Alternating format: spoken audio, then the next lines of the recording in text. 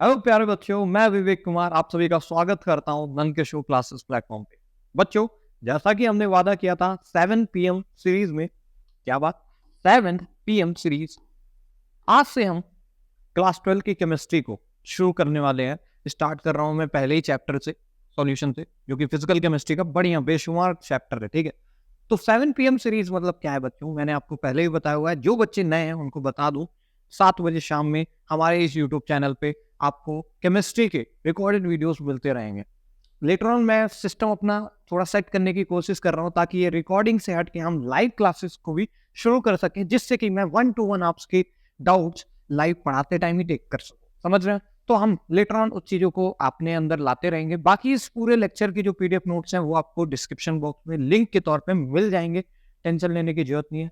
फिर भी मैं कहूंगा अपने नोट्स खुद से बनाए, क्योंकि वही सबसे बेस्ट होते हैं। ठीक है, तो एक पेन और कॉपी लेके बैठिएगा। जल्दी से चलिए हेडिंग लिख लीजिए सॉल्यूशन, और शुरू करते हैं आज के इस वीडियो को। ठीक है, तो पेन कॉपी लेके बैठना बच्चों।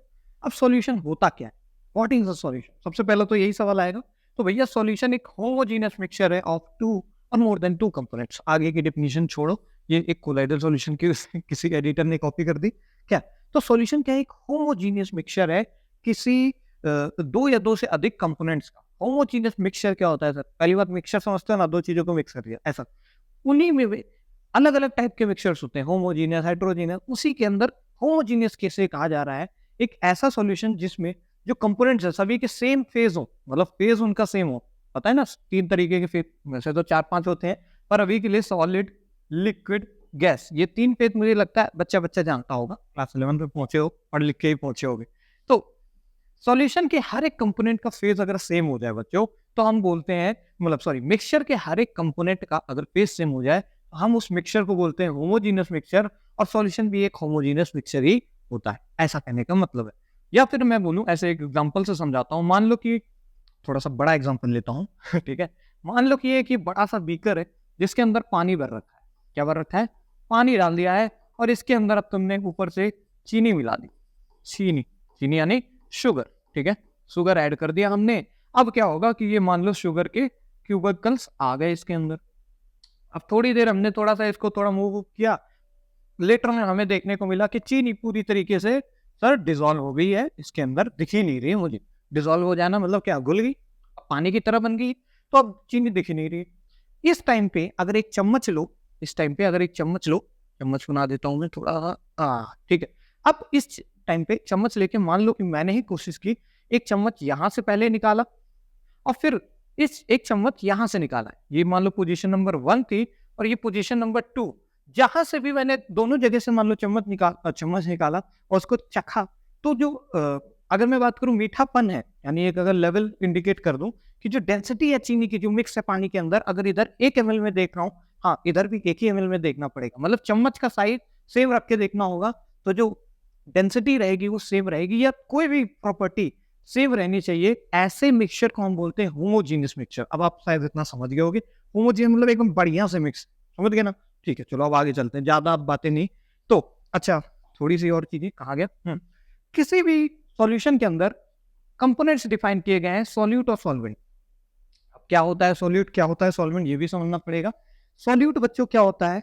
जो कि कम वैल्यू में प्रेजेंट हो। मतलब क्या है कहने का, जैसे कि इसी सॉल्यूशन में हमने क्या किया, पानी और चीनी का सॉल्यूशन बनाया, तो मैंने पानी ज्यादा लिया, चीनी कम लिया, तो कम जो होगा वो हमारा क्या कहलाएगा बच्चों? सॉल्यूट। यानी कि शुगर इस केस में हमारी बन गई सॉल्यूट, और वाटर हमारा क्या बन जाएगा बच्चों? सॉल्वेंट बन जाएगा सर। बिल्कुल बेटा, सही बात है, समझ गया ना इतना? अरे बेसिक है यार। हालांकि इसकी एक और डिफिनेशन होती है कि सॉल्वेंट उसको बोलते हैं बच्चों जिसका फेज सॉल्यूशन एक्वायर कर ले। सॉल्वेंट क्या है? वो कंपोनेंट जिसका फेज सॉल्यूशन एक्वायर कर ले। नॉर्मली हम वाटर को सॉल्वेंट ही मान के चलते हैं ज्यादातर क्वेश्चन में। अगर नहीं दिया है भैया कौन सॉल्वेंट, मतलब जैसे मान लो ऐसे दे दे 50% भैया चीनी ले लो शुगर, और 50% वाटर ले लो। अगर बोल दे कि दोनों ही जो कंपोनेंट्स हैं सेम सेम ले लो अमाउंट में, तो अभी हमारी डेफिनेशन थी कि भैया जो कम है उसको बोलो सॉल्यूट, जो ज्यादा है सॉल्वेंट। पर यहाँ तो सेम ले लिया है, चीनी भी पानी भी, तो फिर किसको बोले? तो वो हमारा कंपोनेंट सॉल्वेंट होगा जिसकी शक्ल ले लेगा कौन? सॉल्यूशन। मतलब क्या है, मान लो पानी किस फेज में था? लिक्विड फेज में। चीनी थी सॉलिड फेज में, लेकिन जो सॉल्यूशन बना उसका फेज क्या था? लिक्विड। तो वो कंपोनेंट जिसका फेज सॉल्यूशन ने एक्वायर किया, पानी हो गया क्या? सॉल्वेंट। समझ गए? और वैसे भी इन जनरल हमें पानी को सॉल्वेंट ही लेके चलना है इस चैप्टर में, ठीक है? तुम लोग सोच रहे हो कि सॉलिड सॉल्वेंट से फर्क क्या पड़ता है, अभी आगे समझेंगे जब हम बात करेंगे कंसंट्रेशन टर्म्स की। तो बच्चों देखो, कंसंट्रेशन टर्म होता क्या है?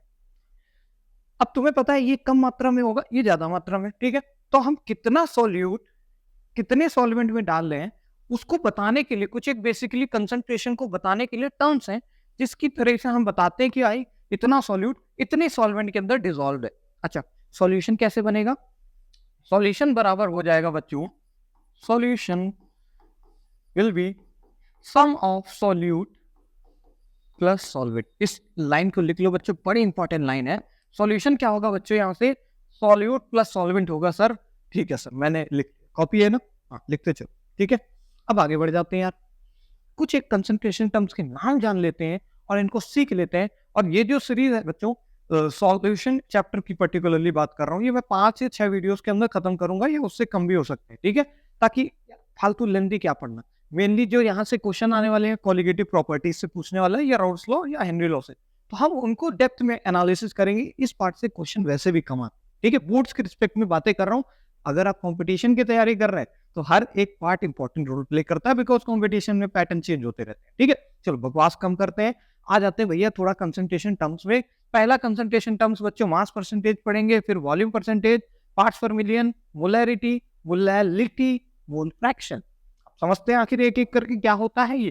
देखो, शुरू में हम पढ़ रहे हैं, सर क्या पढ़ रहे हैं? Mass percentage and volume percentage. भूल मत जाना पढ़ क्या रहे हैं, ठीक है? यही सवाल है, पढ़ क्या रहे हैं? तो मास परसेंटेज को बच्चों कैसे डिफाइन किया गया? सबसे इंपॉर्टेंट चीज यही होती है, mass percentage equal to mass of the component in the solution बटे mass of the solution into 100।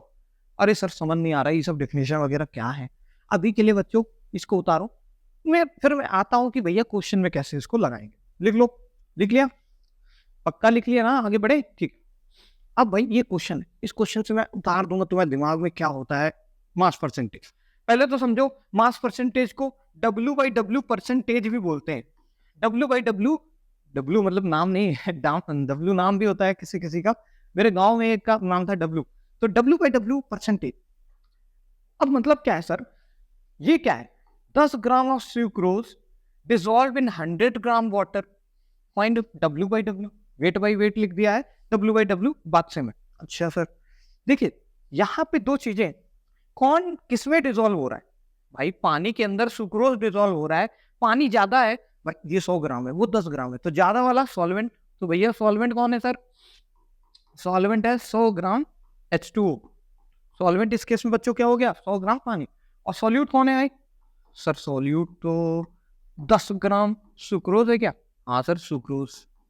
अरे सुक्रोज मतलब पता है ना यार, अब इतना यार लोग, यार सुक्रोज का मतलब चीनी ही होता है यार, शुगर कोई उसका सुक्रोज बोलते हैं। अब यार इतनी बेसिक बेसिक चीजें मत पूछो। C12 H22 O11 बच्चे बच्चे को पता रहता है, पर क्या बताऊं, ऐसे बच्चे आ रहे हैं आजकल। तो सॉल्यूट और सॉल्वेंट मैंने डिफाइन कर दिया। अच्छा सॉल्यूशन क्या होगा? सॉल्यूशन क्या था बच्चों? क्या सॉल्यूशन सॉल्यूट और सॉल्वेंट को मिला के बना होगा? अरे यार सॉल्यूशन कैसे बनेगा? पानी डालोगे, चीनी डालोगे, बन गया सॉल्यूशन। यानी इन दोनों का सम कर दी तो सॉल्यूशन का वेट कितना हो जाएगा? 110 ग्राम। इतनी चीज क्या समझ आई? ये अगर चीज समझ आ गई तो सब कुछ हो गया बच्चों। सॉल्यूशन का वेट कितना है? 110 ग्राम है सर। फिर से पिछला वाला जो कॉपी में लिखा था उसको देखो, मास ऑफ द कंपोनेंट बटे मास ऑफ सॉल्यूशन था, या फिर अगर वॉल्यूम की बात करें तो वॉल्यूम ऑफ कंपोनेंट बटे वॉल्यूम ऑफ सॉल्यूशन, सिंपल। और इनटू 100 करना है, चलिए सर कर देते हैं। अच्छा मास ऑफ अरे यार कहाँ गया? कंपोनेंट। कंपोनेंट का मतलब यहाँ पे कंपोनेंट हटा के, बार बार बच्चों ये एडिटर गलतियां कर रहा है, सॉल्यूट लिख लो तुम लोग, क्योंकि सॉल्यूट से तुम लोग को फीलिंग ज्यादा आएगी, मतलब कंपोनेंट से समझ नहीं पाओगे। कंपोनेंट के ऊपर लिख लो सॉल्यूट। जहां पे भी फॉर्मूले में कंपोनेंट आ रहा है, कंपोनेंट होगा क्या? जो कम मात्रा में है वही, उन्हीं तो बोलते हो कंपोनेंट। अरे ये सभी कंपोनेंट्स हैं, इनसे मिलके ही पूरी चीज बनी है, तो कंपोनेंट मतलब वही सॉल्यूट। तो ऊपर क्या होगा? मास ऑफ सॉल्यूट, सॉल्यूट नहीं सॉल्यूट। तो मास ऑफ सॉल्यूट कितना है? 10 ग्राम बटे मास ऑफ सॉल्यूशन 110 ग्राम। बच्चे गलती करते हैं, 100 डाल देते हैं, सोचते हैं कि अरे पानी में सॉल्यूशन बना है। अरे पानी में सॉल्यूशन बना तो पानी के साथ ये भी तो ऐड हुआ है चीनी, तब तो दो ओवरऑल जुड़ के सॉल्यूशन का वेट तो बढ़ जाएगा ना। अरे यार 10 ग्राम पानी के अंदर 20 ग्राम चीनी डाल दोगे तो 30 ग्राम हो जाएगा ना overall wait, mass of conservation, समझ लो। तो नीचे आएगा सर 110 और गुणे 100 करना था सर। ठीक है बच्चों, करना था। यही क्या W/W परसेंटेज? हाँ जी सर, बिल्कुल सर। एक से एक जीरो मार दिया, फिर बाकी में नहीं पता मुझे। 100/11 लगा देना बच्चों। तो 100/11 क्या आ गया? Weight by percentage, wait by wait percent of sucrose. Sucrose मतलब इसके कहने का मतलब ये होता है बच्चों, अगर हम बात करें कि 100 ग्राम अगर तुम्हारा सॉल्यूशन है, 100 ग्राम क्या है? सॉल्यूशन है, तो उसके अंदर इतने ग्राम प्रेजेंट होता है कौन? वेट बाई वेट परसेंटेज में हमारा सुक्रोज। ये कहने का मतलब होता है। हालांकि हमारा सॉल्यूशन 110 ग्राम है तो कुछ अलग वैल्यूज आएंगे, पर फॉर्मूला समझो, वेट ऑफ कंपोनेंट या weight of solute but A weight of solution into 100। ठीक है, इस पे एक और क्वेश्चन कराना जरूरी है क्या क्वेश्चन? हाँ, एक और क्वेश्चन है, चलो करा ही देते हैं। वही है मास परसेंटेज का। बोला है 11 ग्राम सर ऑक्जेलिक एसिड है, ऑक्जेलिक एसिड।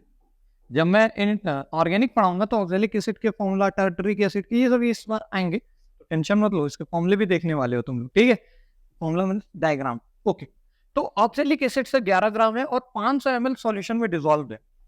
500 ml वॉल्यूम दे रखा है कुल मिला के। किसका भाई? सॉल्यूशन का। ठीक है, सॉल्यूशन का भी वॉल्यूम दे दिया है, सॉल्वेंट का नहीं। ये किसका भी है? सॉल्यूशन का वॉल्यूम है। ठीक है सर, सॉल्यूशन का वॉल्यूम हमें पता है, और शायद मुझे डेंसिटी भी दे रखी है। भाई डेंसिटी दे रखी है ना, किसकी डेंसिटी? सॉल्यूशन की।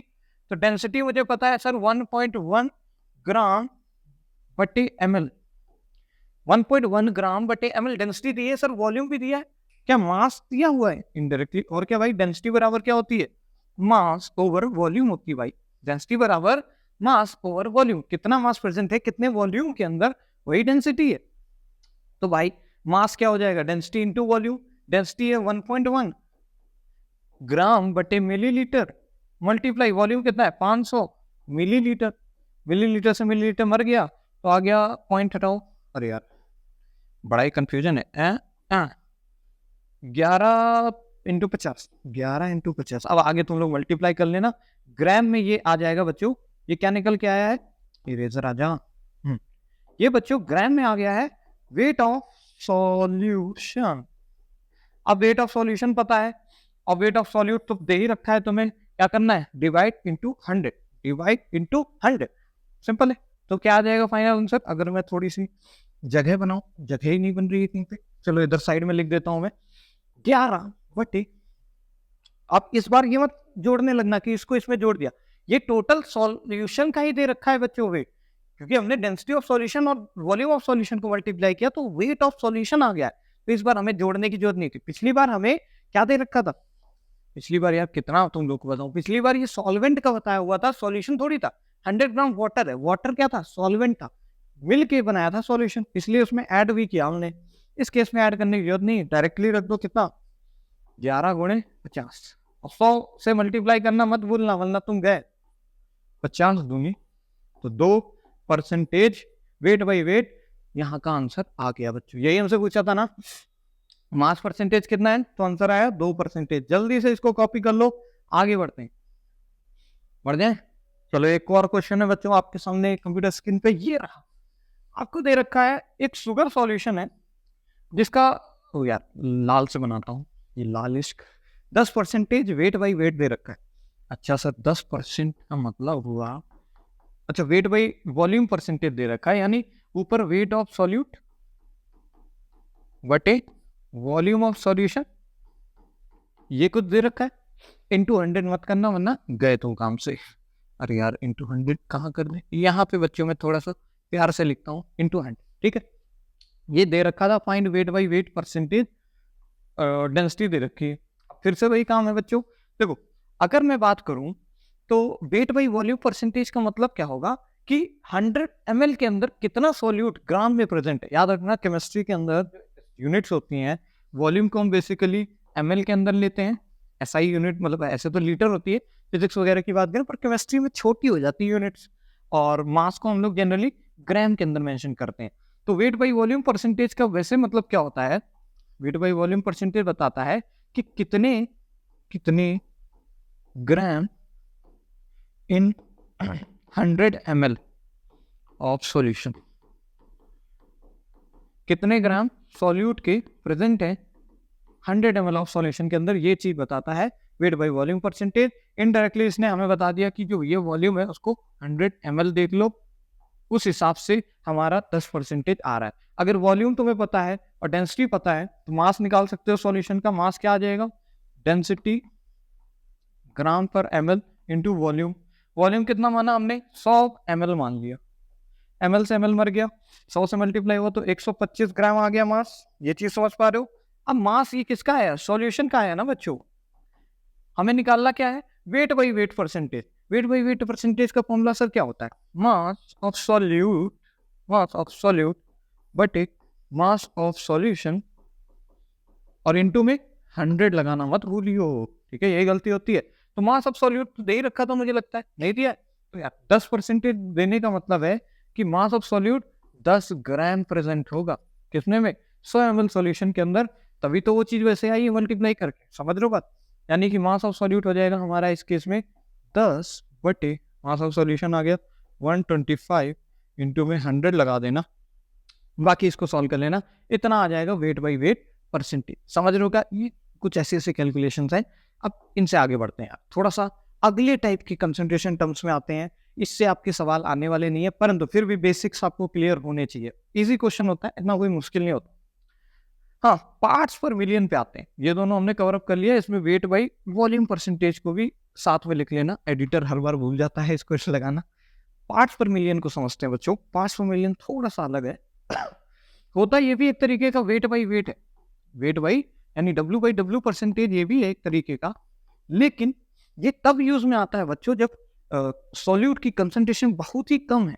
मतलब क्या कहने का है, अगर सॉल्यूट बहुत ही कम प्रेजेंट है, जैसे इस पूरे रूम के अंदर हीलियम गैस, आपके आसपास भी हीलियम गैस की जो मात्रा होती है वो लगभग बहुत कम होती है, 0.000000002 ग्राम, इतना होगा ग्राम।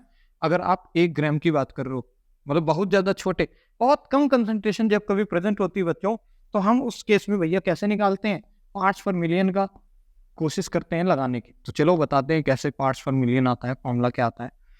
तो इसमें भी ऊपर रखना है वेट ऑफ सॉल्यूट बटे वेट ऑफ सॉल्यूशन, नीचे सॉल्यूशन ही आएगा, और इनटू में इस बार 100 नहीं बल्कि 10⁶ करना है, बिकॉज पर मिलियन बातें हो रही है, पार्ट्स पर मिलियन, मिलियन का मतलब 10⁶, 10 लाख, समझ रहे हो ना। तो 10⁶ यहाँ पे रखना है, बाकी सब कुछ सेम रहेगा। इस पे क्वेश्चन खुद से कर लेना, मैं बाकी हाँ अटैचमेंट दे दूंगा, उनको डिस्क्रिप्शन बॉक्स में मिल जाएगी, वहां से आप क्वेश्चन प्रैक्टिस कर। समझ में आ गया, सब कुछ वही रहेगा बच्चों, क्वेश्चन जरूर प्रैक्टिस करना, एल्स ये भूल जाओगे यार। आज वीडियो देखा है कल फिर भूल जाओगे, इसलिए क्वेश्चन प्रैक्टिस करते रहना, डिस्क्रिप्शन में ही तो है, थोड़ा सा देखो, ठीक है। चलो आगे बढ़ते हैं बच्चों। अगला कंसंट्रेशन टर्म्स आता है हमारा मोलैरिटी। मोलैरिटी, मोलैरिटी इसको कैपिटल एम से बोलते हैं। अच्छा बच्चों, एक थोड़ी सी और चीज है, थोड़ा सा बात करनी थी मुझे, सीरियस नोट है। जो हमने पहले अभी कंसंट्रेशन टर्म्स पढ़े हैं, जैसे कि मास परसेंटेज वगैरह, तो इनकी यूनिट के लेके अगर मैं तुमसे क्वेश्चन पूछूं कि इनकी यूनिट क्या होगी, ध्यान से देखो, तो ऊपर भी मास है नीचे भी मास है, डिवाइड होगा तो मास और मास का जो, मान लो दोनों ही ग्राम में रख रहे हो, तो ग्राम से ग्राम मर जाएगा। यानी ये जो क्वांटिटीज आ रही है ये कैसी है, यूनिट लेस क्वांटिटीज हैं, यूनिट लेस क्वांटिटीज। फिजिक्स में पढ़ के आ रहे हो कि डायमेंशन लेस, यूनिट लेस, तो वैसे ही ये क्वांटिटीज है। थोड़ा सा समझिएगा, कौन, मास परसेंटेज या वॉल्यूम परसेंटेज। लेकिन वेट बाई वॉल्यूम परसेंटेज एक यूनिट वाली क्वांटिटी है, क्योंकि ऊपर वेट होता है नीचे वॉल्यूम होता है, समझ लो। बाकी पार्ट्स पर मिलियन भी क्या है, एक यूनिट लेस क्वांटिटी है। यही थोड़ी सी सीरियस बात करनी थी मुझे, ठीक है। चलो आगे आते हैं, कहाँ गया, मोलैरिटी। अच्छा भाई, क्या होता है सर ये मोलैरिटी। यहाँ पे थोड़ा सा हम ना नंबर ऑफ मोल्स के टर्म में डिफाइन करने लगते हैं किसी कंसंट्रेशन को। तो मोलैरिटी को बच्चों केमिस्ट्री के इतिहास में ऐसे कुछ डिफाइन किया है कि मोलैरिटी होता है number of moles of solute divided by volume of solution,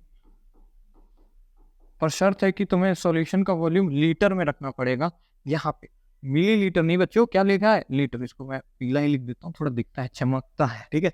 तो वॉल्यूम किस में रखना है? लीटर में। अगर ml दिया है तो भी कन्वर्ट करो लीटर में। कन्वर्जन आता है ना?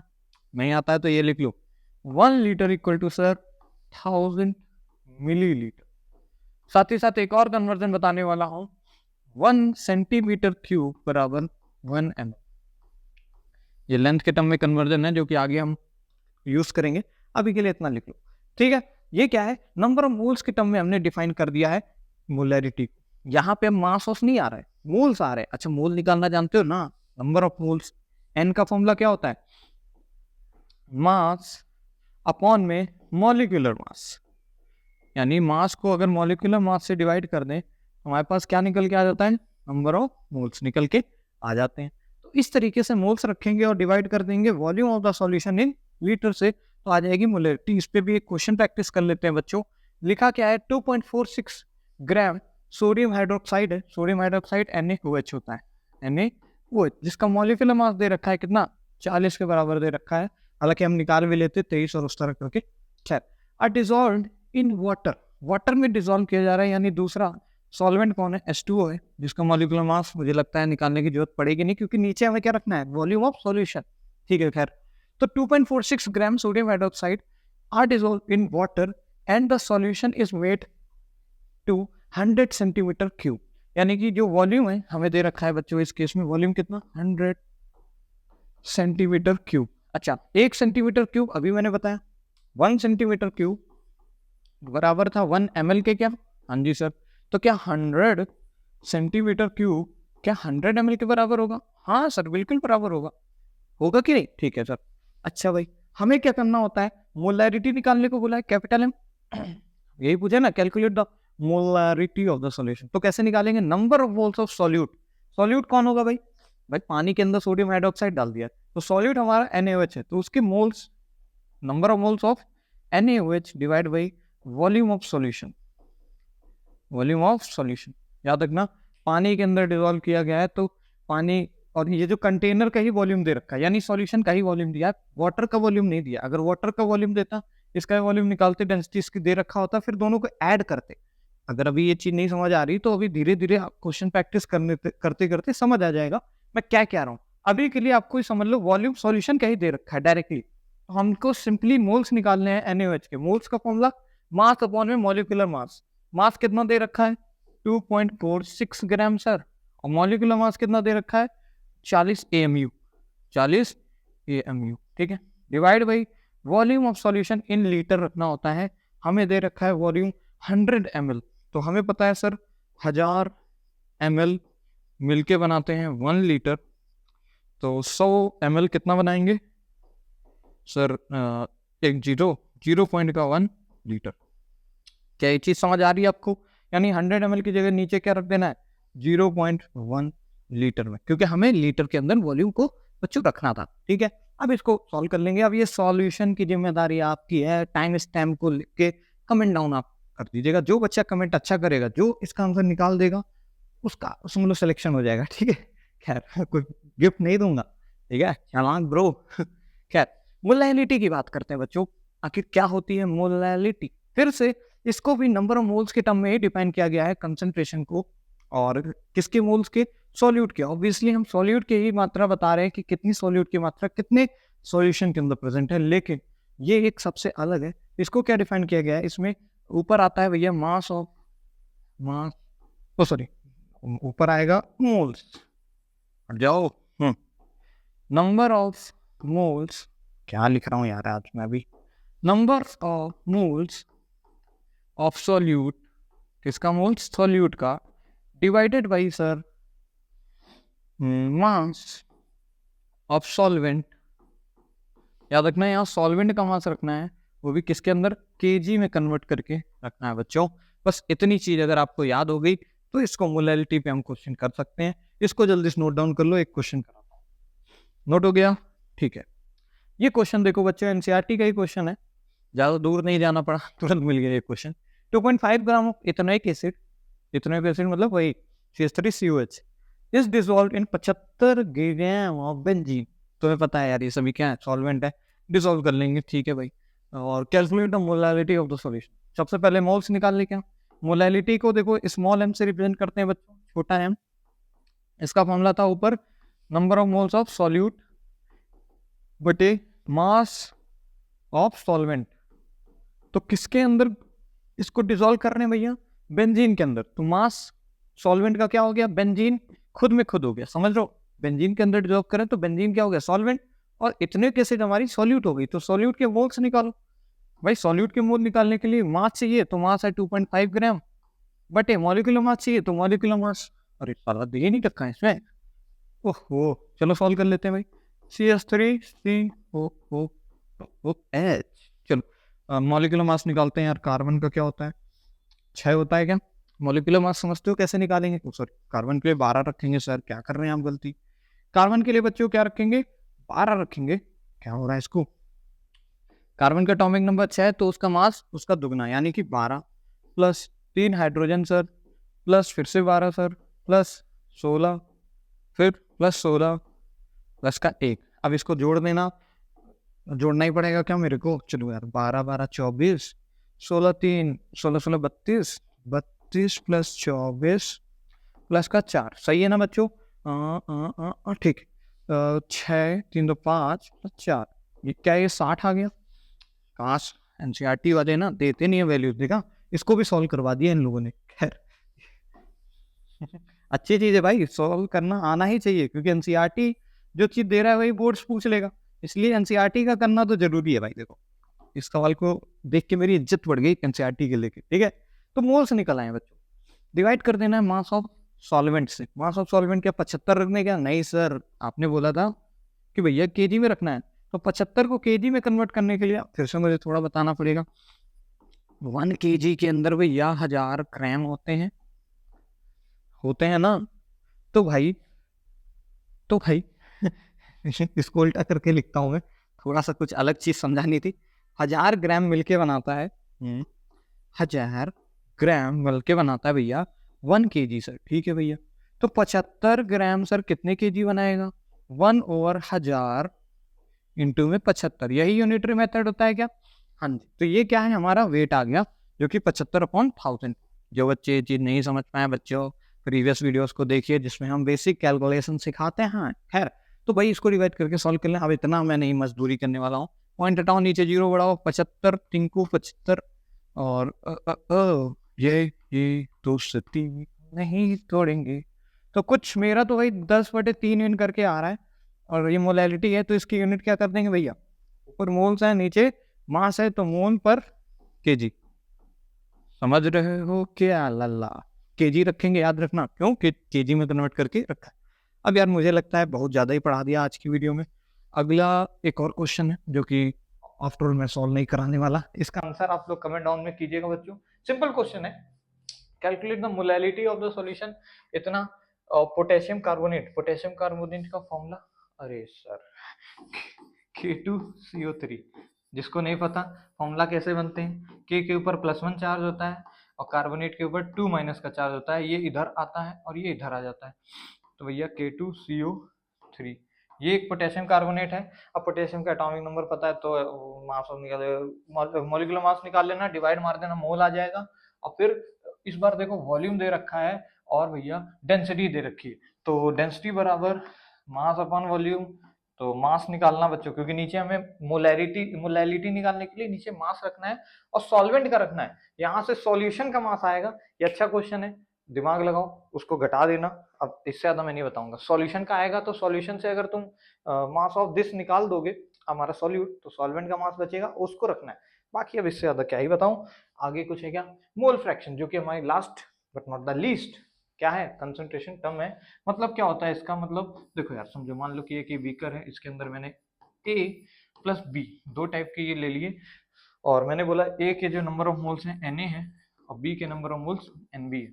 तो मोल फ्रैक्शन को कुछ ऐसे डिफाइन किया गया है कि मोल फ्रैक्शन जनरली हम इसको x बना के डिनोट करते हैं। ओहो हट जा, ठीक है, क्या बना दिया सर, इसको थोड़ा फिर से बनाता हूँ। मोल फ्रैक्शन यानी कि हो XA, mole fraction of A, that will be number of moles of A divided by total number of moles। और इस केस में टोटल नंबर ऑफ मोल कितने हैं? Na प्लस Nb के बराबर है। समझ रहे हो क्या? इस तरीके से मोल फ्रैक्शन को डिफाइन किया है। इस पे भी बच्चों क्वेश्चन मैं डिस्क्रिप्शन बॉक्स में जो अटैचमेंट दूंगा उसके अंदर होंगे। प्रैक्टिस करो, मजे करो, और नेक्स्ट वीडियो में आओ कमेंट के साथ, जोश फुल जोश से आपको हर एक वीडियो को देखना है। और मेरी देखिए अपनी खुद की जिम्मेदारी है, मैं आपका कोर्स भी कंप्लीट कराऊंगा, बाई हार्ट आपको चीजें याद भी कराऊंगा, परंतु थोड़ी सी चीज आपसे मैं एक्सपेक्ट करता हूं बच्चों कि आप अपने नोट्स खुद से बनाइए, जो भी होमवर्क दे रहा हूं उसको प्रॉपर सॉल्व करिए। समझ लो, विदाउट सॉल्विंग, विदाउट प्रैक्टिस ये चीजें आप सीख नहीं पाएंगे, जो मतलब ट्रुथ है, सीधे बात है। अब मैं कोई चीज ऐसी तो दे नहीं सकता ऑनलाइन में कि लो भाई इसको लो और पास हो जाओ जाके, आपको खुद से प्रैक्टिस करनी पड़ेगी। और लाइफ में खुद की मेहनत सबसे ज्यादा काम आती है बजाय दूसरों की। सो ठीक है, मिलते हैं नेक्स्ट वीडियो के अंदर। Thank you so much for watching. जय हिंद, बाय बाय।